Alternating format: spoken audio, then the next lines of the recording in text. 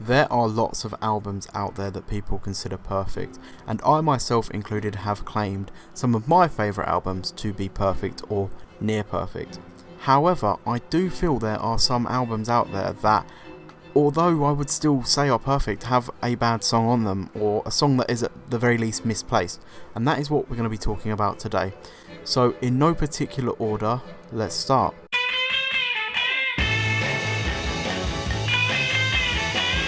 Right, so we're going to be starting with the Beatles and Dizzy Miss Lizzy on the Help album. I have not made it private information that I do not like this song. And I have to say, one of the leading factors for that is just that blinding guitar riff that just immediately drives the song. And I just don't like it. I don't like the riff, and it ruins anything that the song could ever be. Now, I am aware that some people do like this song, and that's fair enough.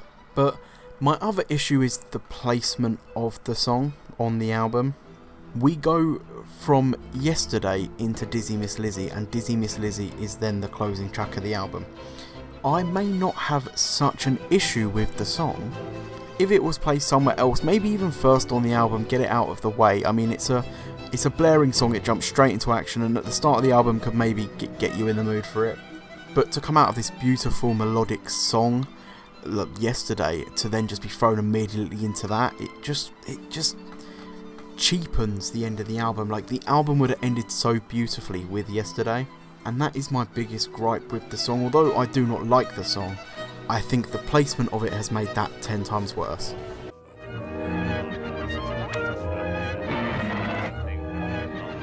Now, some people may argue that Revolution 9 is not a song and it's more this avant-garde thing that John was doing. That's fine. If you want to make that argument, go for it. I'm still going to argue the fact that it's in the album regardless of what it is. So I'm going to count it as a song because it still interrupts the flow. I mean, it's tucked there second to last. It's already a long album, and I personally am actually a very big fan of the White Album. I know for some people it's janky or it's too long, but personally I really like the album. There's nothing really on there that I would take out, but if you're listening through and then you get to Revolution 9, especially if you're not a big fan of the song Goodnight, which again, personally I like the song, I know some people don't, but if you don't, it can almost make you just turn off the album. You might just finish with Cry Baby Cry and be like, do you know what, I don't really fancy listening to 8 minutes of Revolution 9 and then all that's left is Goodnight, so what's the point? And again, it's one of those things that it just takes something away. Now, I know that the White Album is just clunky, and you know, it's not like Abbey Road. You have the medley, it all fits together.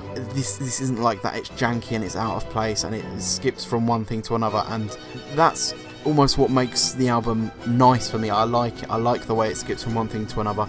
But Revolution 9 just takes that a step too far. And again, if you've got the album on, you know, if you're listening on vinyl, for instance, and you get to that, you finish Cry Baby Cry, going to Revolution 9, you might just be tempted to just take the needle off, finish the album. Because, I don't know, this is obviously just my opinion, but personally, I've never met anyone that actually enjoys Revolution 9. Like, it's not an atrocity to listen to, it doesn't hurt your ears, but it's also just 8 minutes of random noise, you know. And I have listened to it on maybe like 2 occasions just to listen to it, but it's just not great. And again, it's tucked right at the end, and it's just not a great end to the album. It just shouldn't be in the album. If I was going to take anything out, it would be that, and that would be it.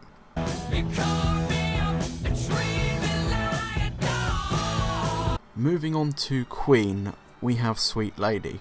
Now, I know some people actually like this song, and as far as songs go, it's not the worst thing in the world. But for me, when it comes to A Night at the Opera, this is one of those albums that I really love, and I really love listening to it from start to finish, and I think it flows really well as an album. But then stuck like slap bang in the middle is Sweet Lady, and it's the only song I just don't like on there, and it just kind of separates the album for me. Kind of like, it doesn't ruin it, because I still would argue it's a perfect album, but I just don't like the song, and it's just a shame, because I can listen to the whole thing and really enjoy myself if that wasn't there. So this is more of a personal preference with just the album, and I say It's not the worst song in the world, but I've just never liked it. I've never ever wanted to just put it on. I've never had like the desire to just, oh, do you know what, I really want to listen to Sweet Lady. It's just always been one of those tracks that are, okay, I'm listening to the album, let's just get through this. And it's just a shame, because it's just that one little pin sticking out of a perfect album for me.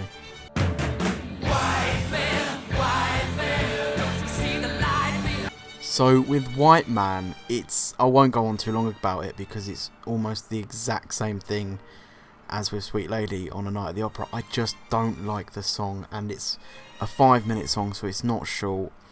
And again, it's just it just breaks up the album a bit for me, because I really like A Day at the Races, and I can listen to it from start to finish, and I like every song except for White Man. Again, I've had no desire to ever put White Man on. I've had no desire to just, oh yeah, let's listen to White Man. It's again one of those songs that when it comes on, when I'm listening to the album, it's like I'm either going to skip this or I'm just going to get through it, because I want to listen to the album as a whole, and I just have to get through it. It's the same thing, and it's a shame.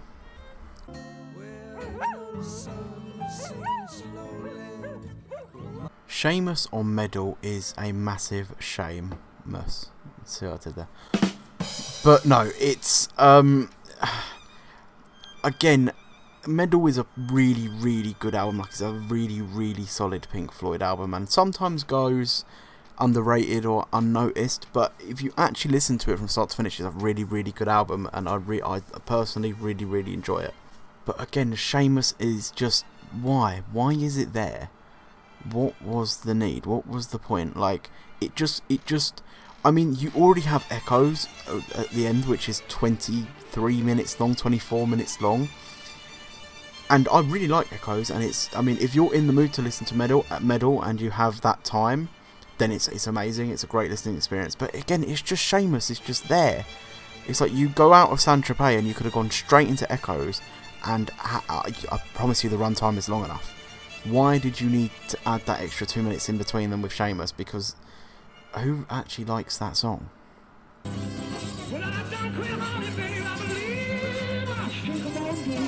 This is another one that I just what were they doing? Led Zeppelin 3 is such a good, just rocky album if you're in that mood. And then just hats off to Roy Harper right at the end, just is there, just doing its thing, and it's like, why do I need to listen to this? Like, I'm just gonna turn the album off now. I finished the album. I don't think I've ever heard anyone ever say that they like that song, and I really don't know what was going on in their heads. Like, why did that need to be there? I'll just never know. We will never know.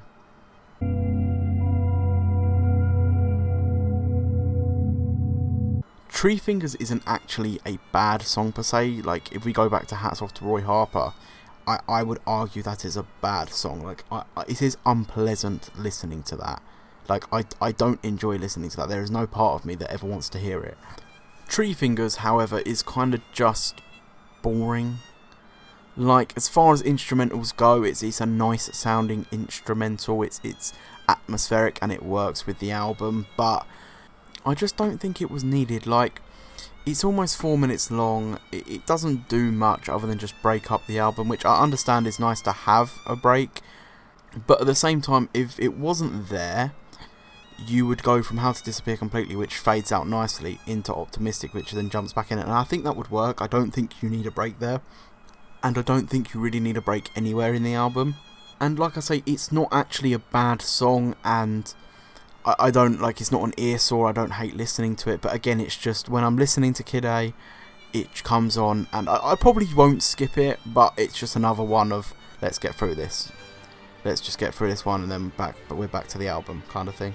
It's just, yeah, it's just a shame to kind of have that little break in the album that kind of almost takes me out of it. It takes me out of the listening experience. All of a sudden, I'm not enjoying the songs. I'm thinking, let's get through this one, and then we can carry on enjoying the songs.